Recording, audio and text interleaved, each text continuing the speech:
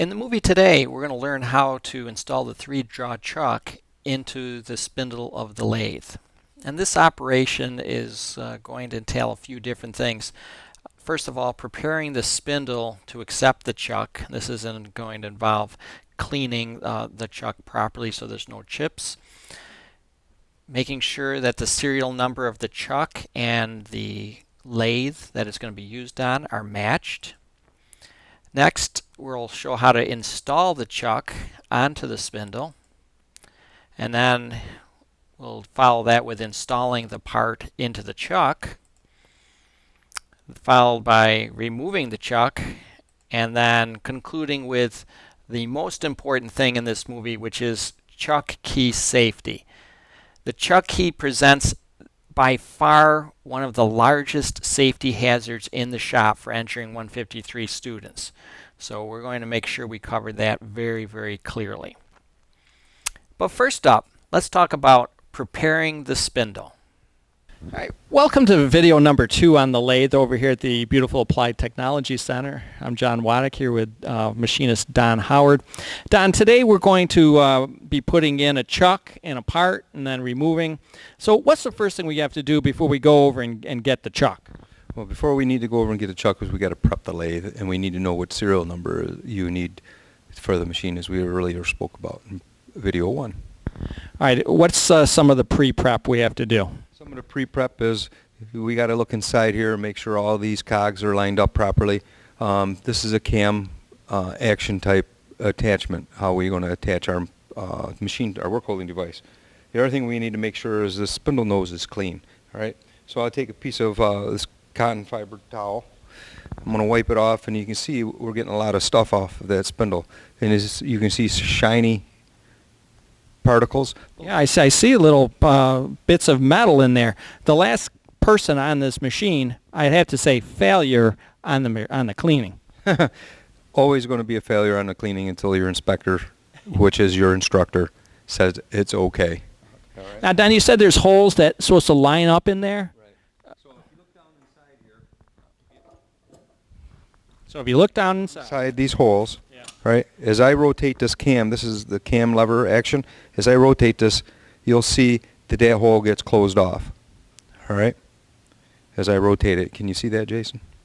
All right, and that's what's going to hold. Once that rotate, that's cam, so as it rotates over center, it gets tighter and tighter and draws the work holding device onto the spindle nose. All right, so you have to make sure the direction which you tighten it is going to always be important. All right, you're going to always want to rotate it clockwise. All right, you're always going to want to rotate it clockwise to lock it down. And you also find that over here on the instruction, righty tighty, lefty loosey, right? So I'm going to turn it right, or clockwise. All right. Isn't there some kind of dance to the right, Yes. Okay. Just remember the dance. All right. So clockwise to get in. But to start out, you want to make sure that apparently they're a little bit loose and you can see all the holes. Right.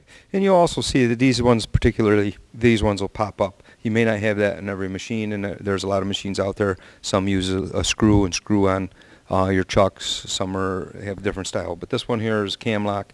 The other thing we're going to want to do is sometimes you might see somebody embedded a chip in here and it's stuck. So you're not going to stone this to change its size. You're just stoning it to wipe off the chips. So I'm holding the stone on here very off on the edge.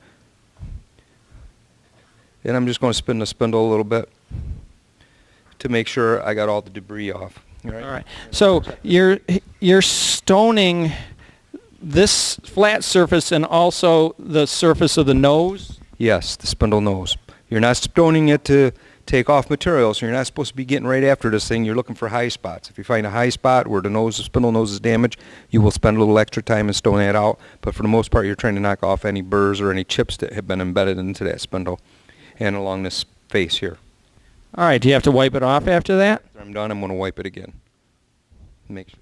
Now, why is it so important that this be clean? I mean, it's not like clean enough. I mean, it's a dirty environment. You're just going to throw a chuck on there. Nobody's going to see how clean it is. Well, we're talking about precision. Cleanliness here is going to mean I'm going to have good repeatability later. I mount my tools, work holding devices on here. I know that when I take my part in and out, I'm going to have some repeatability. If I'm not conscious here, it's just going to reflect in my work down the road. So if I understand it correctly, the chuck's going to have to lie flush on that. So if there was a little chip or something, it might put it out of alignment just a little bit, and that little bit could make a big difference in a part. That is correct. Okay.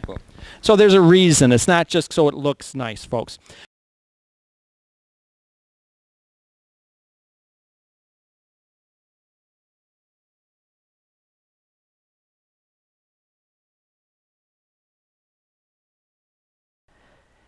Don talked about how to prepare the spindle. Let's review those steps that he discussed.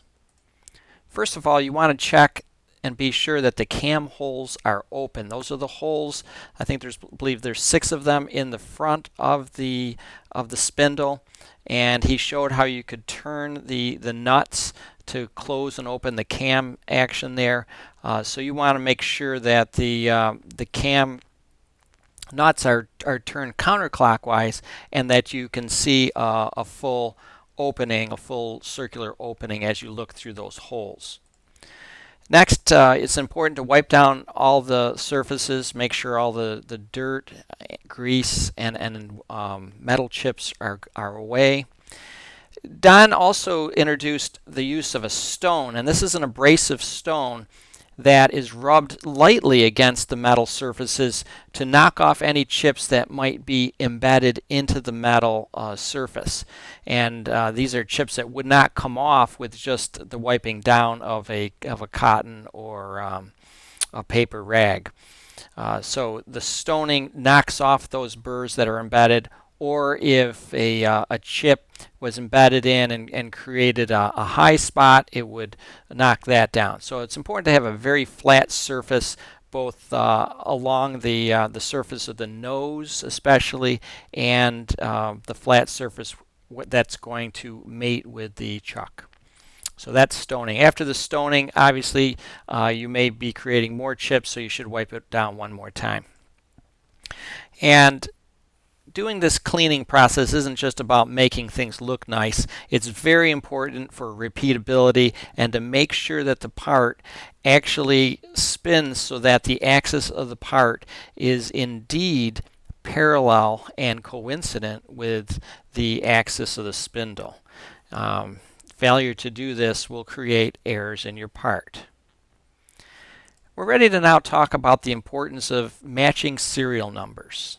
All right, Don, so we need to then get the serial number, which, Jason, have you go down there on this is the part of the ways. Yep. Don, tail end of the ways. This is 29139. But in the Applied Technology Center, they usually do the identification just with the last 3 digits. So we're looking for 139. So Jason, we're going to come on over here. And students, if you have number 139, you got to get the materials from 139. Now we're going to use this one, and what's that called, Don? This is your 3-jaw chuck. This is considered your 3-jaw chucks. It's a independent, it's a universal chuck, and it'll open and closes about the center line. Okay. All right, so let's just verify that it's 139. I see it's in the 139 position, but Don, someone could have put it in the wrong spot. All right, to verify that you're getting the right chuck, we're going to turn the chuck up on its side, and I'll roll it until I can find the engraved portion of it that specifies it's 139. And as you can look on the side of this chuck, I'll see a 139, and underneath the 139 I also have an arrow. It's telling me this is where I need to line up on my spindle. You mean this little notch on the side? There's an engraved arrow. There's an engraved arrow. Pointing at this. Oh, okay. Well, it looks like it's worn a little bit, but I guess if you use your imagination, there is indeed an arrow. Now, on the machine over there, Don, it looked like the 139 was like machined in, and this looks kind of like It's etched in. it's just that this was done in this shop. Yes. Okay. It's very important to match your chuck to the actual lathe that you're using, and this is done by means of the serial number. On the lathe, the serial number is located on the ways, which are the very smooth silver areas that the carriage is going to be moving on. And you look on the very right side of the ways, and you'll see a serial number that's machined in to those ways. Next, you have to go over to the table and choose a chuck with a matching number. Now, this matching number on the chuck is not done and machined in nicely. It's been kind of just scratched in, so you have to look very closely. Along with the serial number, there's also going to be an arrow that's going to be etched in, and that's going to be used for alignment later on. Remember, each chuck has been precision machined for a particular machine. So these are matched sets. If you take a unmatched chuck and bring it to a lathe, you will not get the same type of precision and accuracy and repeatability. So very important to match the chuck with the machine you're using. Next up, Don's going to show how to install the chuck, and I might help a little bit too. Don, I also see you carrying a piece of wood. Are you going to be jacking up your car and just, you don't want it to roll back on you? Oh, it's definitely so I don't want it to roll back on me. I don't want the chuck to roll off onto the floor, and I also don't want to damage my ways. We're dealing with a piece of equipment that's in probably excess of 50 pounds, anywhere between 50, 40, 50, 60 pounds that you're going to be lifting up and setting on this machine. So you don't want to damage the machine tool. All right, so I'll tell you what, I'll carry this piece of wood over, and you get to carry that. Now, do you have to clean that as well? Yes. All right, well, we're going to clean that. So Don's coming over. I presume I put this down here? Turn it. Another way? Yep. How do I know which is the right way? V-notch. Well, there's a V-notch on both sides. Sorry, Don had to be holding that the whole time. See, the way I had it the first time was right, and Don told me wrong. Okay. My self-esteem is hurt here, folks. Okay. Anyway, all right, Don, so you put it down there so the V's are on the ways. Okay, now what? I'm going to set this in its cradle. All right, it should line up fairly well. All right, so he says it should line up. Now, that little arrow that you told me about, that's kind of important here, isn't it? Yes. Oh, but first I'm going to clean the chuck. There's, just like on the spindle, you have the spindle nose. Well, inside the chuck, there's that same matching taper on this ring. So I'm going to make sure that ring is cleaned out. And if I find that there's a chip or a burr, I may want to get in there with a stone. This particular stone we have here may be a little large to get in there if I need to. But as you can see, I got a lot more debris in this chuck than would be desirable. You can see chips. That's terrible, Don. I think we should find the person who did that and stone them. I get it. Stone them. Jason, why don't you come in and take a look at this so we can let them see. You can see the shape that looks like a number 6 here on the face of this machine. You got a number 6 here, and there's a bunch of little dings on this thing. That would definitely be an indication that the individual prior to us, or maybe 2 individuals ago, did not take the proper precautionary measures to make sure this is clean. So if I go to clamp this up on there, and you see how easy it wipes off, all right, that it's all smushed. That's going to take this chuck, like Mr. Waddick said, Professor Waddick said earlier, is it'll take and push this chuck like this off of these faces, off of that spindle nose, and now when you take your part out, you put your part back in, it will not run true, and you wonder why my part is not running round. All right, so these are some very important things that you need to learn right from the beginning. All right. And just remember, if you leave a machine in this state, you can run, but you can't hide. We'll find you out. We'll get you so that you're cleaning every one of these 3-jaw chucks and then writing on the blackboard 1,000 times, I will not leave a dirty chuck. I can't get these off, so here's an example where I'll use a stone.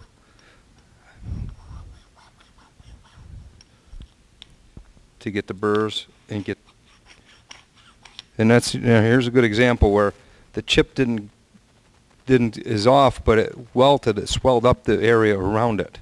All right, so it could have been a harder piece of material like metal, and the metal actually imprinted itself into the face of this, and the same thing can happen on this taper, and then it raises the surface because the material has to go somewhere. It's called displacement, right? So if I displace material, it's going to swedge somewhere, and now even though I got the chips off, I still have a raised surface on there, so that's why we use the stone, to make sure all these raised surfaces are gone. So I'll be just a few seconds to take care of this. All right, so Donald is going to work on doing something the last student should have done. And we may cut some of this out of the video, but just you can keep it rolling. You understand what I'm talking about, right? Did they teach you this? No. Now, Don, this raised area is especially important because that's what's seating onto that. Well, this surface is not as important as the spindle nose. Okay. But if you start adding material here, you'll find out that you won't have much of a gap here. Anyways, there should be a small gap. All right. But I don't like having anything in there because it's just potential. Now it's hard to get the stone inside in there, isn't it? Very difficult. I have a round stone I usually use, but for some reason I misplaced All right. So there's also a round stone that, well, we're not going to make you buy that in the bookstore, but They won't have it. you won't have it, so don't even look for it. Talk to the professors. Now, Don, is it true that if you keep it clean with the paper towel, you probably have a less apt to have to use that stone? Yeah, if you keep it clean and burr free or chips free, yeah, you shouldn't need a stone. All right. But sometimes perfection doesn't happen. This was a very dirty chuck. It was probably a very dirty person who last used it. Probably had dirty fingernails, dirty hair, dirty clothes. Don't be that. Don't be that guy. Don't be that guy or girl. All right. So Don has now cleaned and stoned both the spindle and the 3-jaw chuck. And Don, are you rotating that somehow? I rotated the chuck while I was sitting in this cradle here. All right. I see the number 139. Right. And it kind of lines up with this cam lock, all right? And I have a 139 over here. Well, we have a hole that kind of, the orientation is going to allow us to line up this dog with this hole, all right? Hold on a second. Let me move this. I got in the glare, so I can't see the 139. Okay. All right. So I'm just going to show the 139. Okay.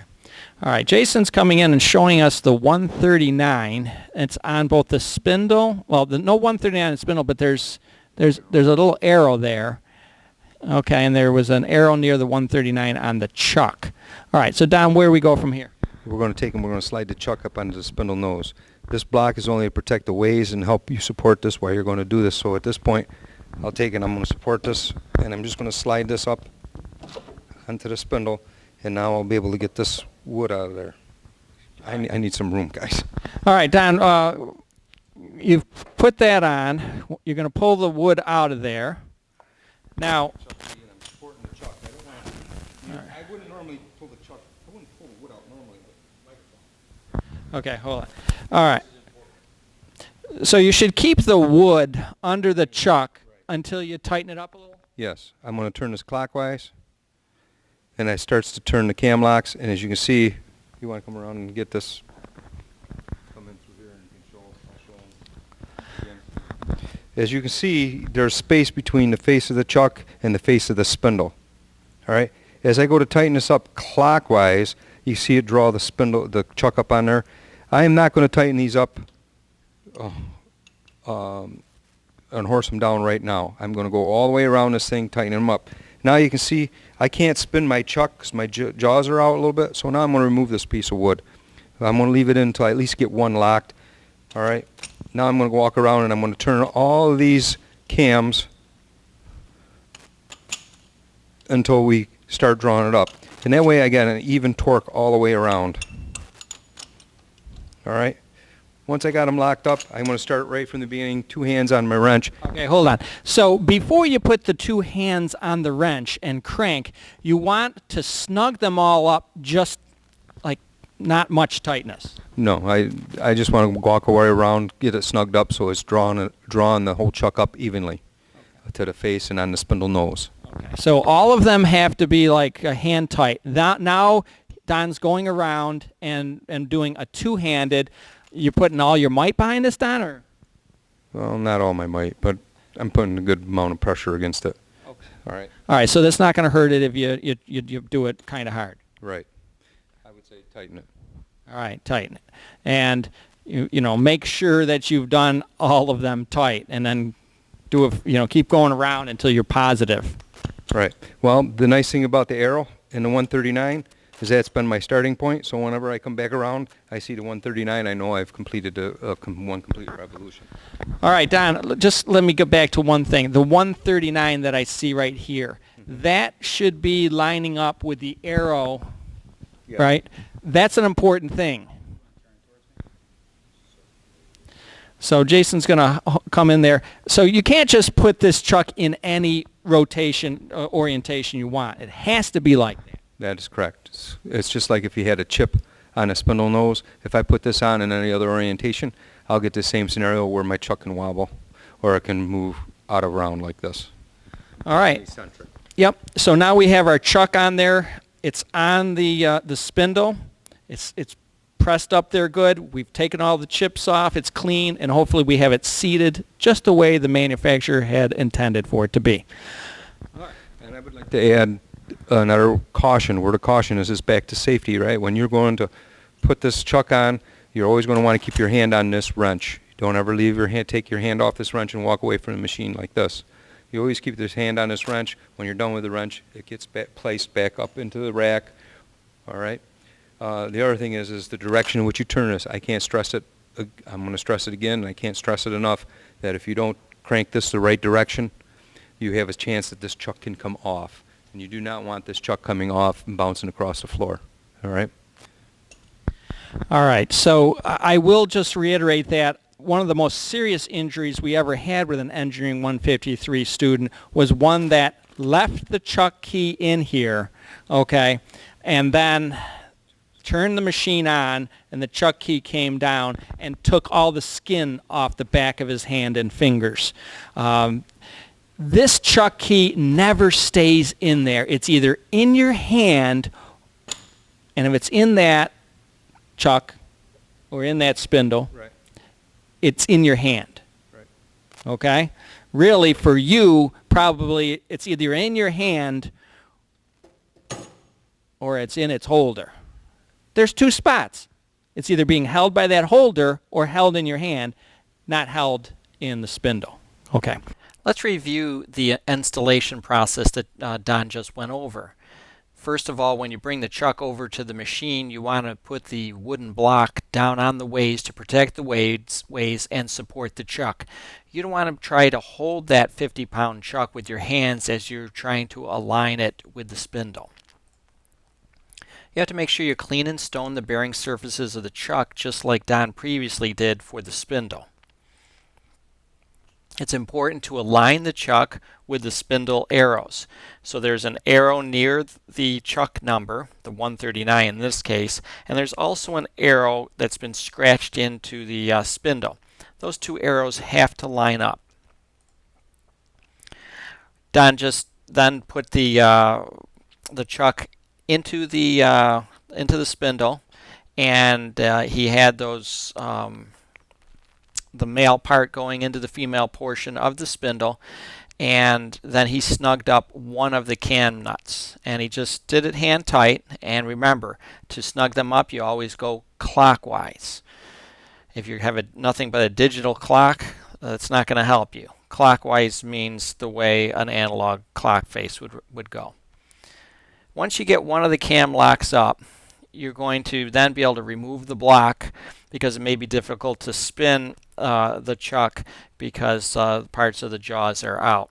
So you remove that wood, and you go around and you snug up with just one hand all the remaining cam nuts. So if you start at the 139 with the arrow, you go around and do all of those nuts until you come back to the starting point where you'll see the 139 again. All right, after you've snugged them all up, which seats the chuck against the spindle loosely, you're then ready to tighten it up with two hands. So you want to make sure that you're going clockwise so that you're tightening each of these cam nuts, and you go around and make sure that you've done every one. Once again, if you start at the 139 and end at the 139, you'll know that you've done all of them. It's very important because if this machine is turned on and the chuck is not on securely, that 50-pound item could come flying off and roll across the floor, break some toes and feet, and perhaps some shins. So very, very important to make sure that you tighten those up in the clockwise direction.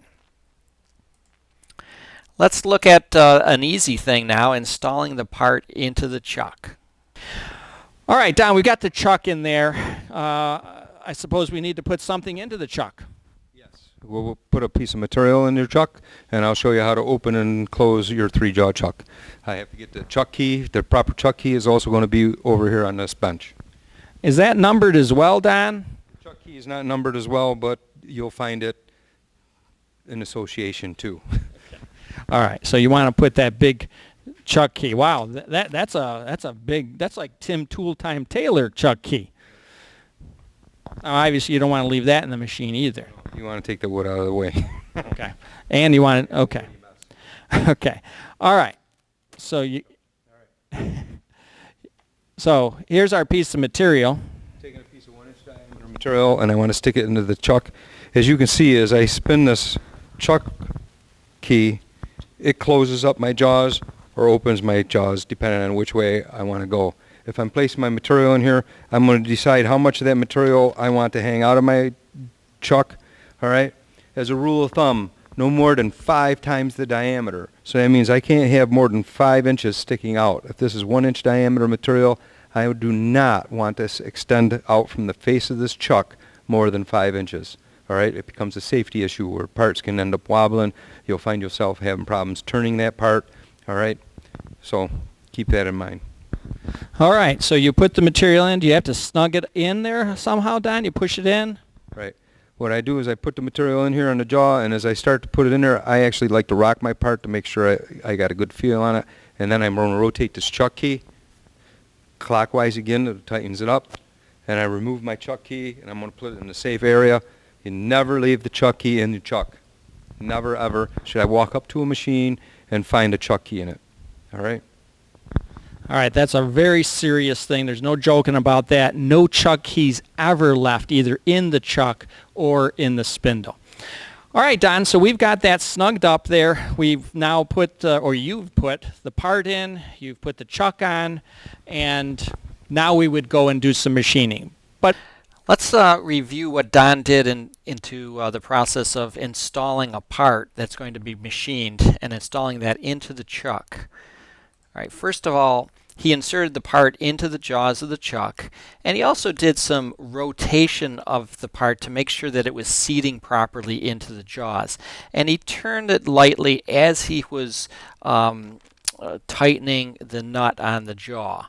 He wanted to remind us that we should always have less than 5 times the diameter of the object sticking out of the jaws. And the reason for this is because the longer something is protruding from the jaws, the less rigid it is, and the more it would wobble and produce perhaps a dangerous situation, and also most likely a very poor machining outcome. And like I just said, further out, less rigid, things wobble around more. And he reminded us that we need to tighten that chuck nut up, and we do that in the clockwise direction. He reiterated again, and I'm going to say it once again, you never leave the chuck key in the chuck. Okay? It's either in your hand or stored safely away from the chuck. We're going to look at removing the chuck next. for this video, we just want to reverse the process and just take everything apart, and let's go through that. So let's say we're done with our operation, Don. We're going to take our part out first. All right, I'm going to remove my part. I rotate counterclockwise or to the left. Remove my part, set my part up here. I'm going to put my chuck key down over here. I can replace that later. Grab my block of wood, set it back down on here, and it's basically to protect my ways. Rotate my spindle so I can get it underneath. I'm going to take my chuck key, my chuck, it's referred to as a chuck key, put it over here, and I'm going to release these. till they pop. You should hear them pop. You also kind of feel them pop out. Yeah, you can feel them pop out.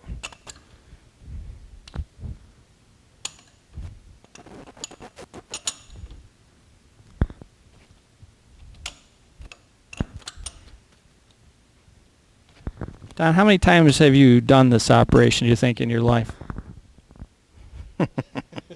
I can't tell you. All right, we would Out of fingers and toes, I can't tell you. we would need scientific notation with a big exponent, I think.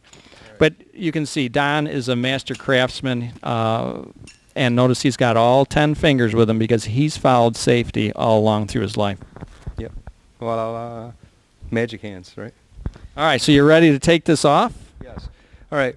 A lot of times what will happen is when you loosen them all up, you'll see the chuck tip forward. But in this case, I'm glad this happened, because I was so clean that it sucked up on that taper and it locked itself on that taper. So I'm going to have to get it off. How do you suppose I'm going to take it off? Am I going to take it? I'm going to take this wrench and hit this thing? No. How about a hammer? I could use a rubber face mallet, or I can just grab another block of wood. Okay, so I will go get a block of wood. All right. You don't use metal on metal here, though, Don. Is that correct? Correct. All right. It's not like your head, right? We don't use metal on that either. No, heaven forbid. Although some of you might need it. All right. So I want to use this. This is a machine tool. I don't want to beat it with a piece of metal. I want to use something softer. Wood or a soft-faced hammer would work. All I want to do is come up and give this a tap. All right. If I have to wail on it, go around and make sure all the cams are loose and are all popped up. Sometimes you might turn it too far counterclockwise and it just locks it the other way. So once you kind of tap that and it's popped, it'll all just pop right off. yes. Okay. All right, so you got that off. Now we're not going to show you this operation, but you then go and you would be cleaning off your chuck, and you're also going to clean off your spindle. Do that with the wiping down until the white glove comes out white. And now Don's going to put this back on the 139 shelf, and we are done with setting up for a 3-jaw chuck. Thanks. Let's look at the operation of removing the chuck. Well, first off, before you remove the chuck, you would loosen up the jaws and take your part out of the chuck. Next, you'd loosen the cam nuts on the spindle, and you would make sure that you're turning in the counterclockwise direction. You just want to go far enough so that you feel each of these nuts pop. You'll also hear a popping sound. They'll kind of pop up a little bit. You don't want to continue to turn counterclockwise, or you can effectively be tightening the nut back up onto the chuck. So you just want to go counterclockwise far enough so that you feel the popping action. Once you've popped them all, then you want to make sure that you support your chuck with the wooden block, because remember that 50-pound chuck is very heavy, and you want to make sure that doesn't fall and damage the ways. If you have done a real good job cleaning the chuck and the spindle before you got started, it's likely that the chuck will stick onto the spindle even though all the cam nuts have been loosened.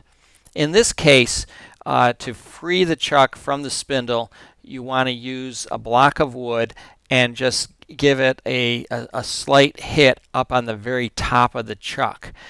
This should cause the chuck to free itself from the spindle. You're then going to pull the chuck away from the spindle while it's resting on the wooden block and just slide that away along the ways. You want to make sure that you clean everything now. Make sure all the surfaces on both the spindle and the chuck are all cleaned and ready for the next use. Now, let's review chuck key safety. And this was talked about several times in the movie, but we're going to do it one more time here because the most serious injury that's ever occurred to an entering 153 student was a result of leaving a chuck key in the spindle. Remember, you're never to leave a chuck key in the spindle. Okay? Once that spindle is turned on, if that key is engaged in there, it's going to strike something or fly all the way across the room and become a deadly projectile. Your hand must be on that key whenever it's in the spindle. Never let a chuck key rest in a spindle cam nut and then take your hand off of it. Your hand needs to be on that key as long as it's in contact with the spindle. The same rules apply for the chuck key when you're turning the jaws to tighten or loosen up a part. You never leave the chuck key in the chuck either. It's either in your hand or safely stored away. And that brings up the key safety thing with a chuck. Remember this. A chuck key must either be in your hand or in the wooden tool holder. So when it's in your hand, that's the only time it can be in the spindle or in the chuck. We never want to see an unattended chuck key in a spindle or a chuck. If it's in those places, it better be in your hand. And finally, leaving the chuck key in the spindle or the chuck is a serious infraction, serious danger that can be posed to both yourself or some innocent person all the way on the other side of the room. So please, never leave a chuck key in the spindle or the chuck. Let's look at some questions for you to answer and hand in to your lab instructor to make sure that you can safely install and uninstall a chuck. Number 1, describe what a stone is used for when installing a chuck on the lathe. And why would a stone be needed? How can an operator determine if the chuck is properly aligned on the spindle? 3, what's the maximum distance that a 1-inch diameter part may extend outside a 3-jaw chuck? And the second question with that is, what drawback occurs if this distance is exceeded? 4, if a 3-jaw chuck is stuck on the spindle after the cam nuts are loosened, what should be done to free the chuck from the spindle? And lastly, a chuck key must be in only one of 2 places to ensure safety. State what these 2 places are. We'll see you next time when we look at how to install a collet.